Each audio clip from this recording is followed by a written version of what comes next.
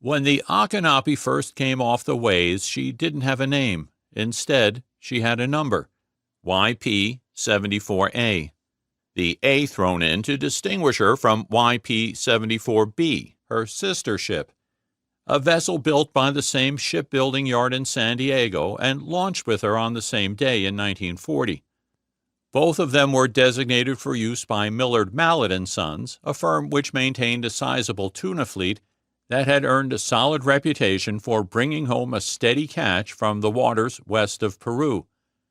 New and in excellent condition, the vessels had been commandeered by the US Navy following the attack on Pearl Harbor. Their immense engines, matched with their 469-ton displacement and 131-foot length, gave them what the Navy believed to be viability for use as seagoing utility vessels and tugboats in forthcoming operations. YP-74B, by whatever quirk motivated the Navy's Pacific Service Force, had been dispatched to San Francisco as soon as she'd been commissioned and reconfigured as a tug.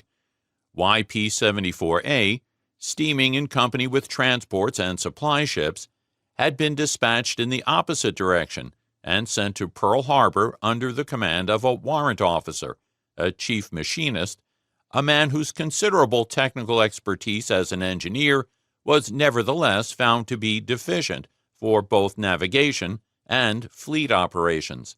He was relieved without prejudice once the task force reached Pearl and replaced with the sandy-haired lieutenant junior grade Ted Hyde, who had experience with both. Hal, properly named Harold B. Goff, a newly commissioned ensign straight out of midshipmen's school in New York, had joined the ship's company at the same time, the Navy having concluded that if watches were to be stood, and even a vessel like a YP kept under sufficient control, at least 2 officers were required to oversee the ship's operations, nothing about previous experience or competence having been considered. There was a war on. People had to come up to the mark and learn on the job.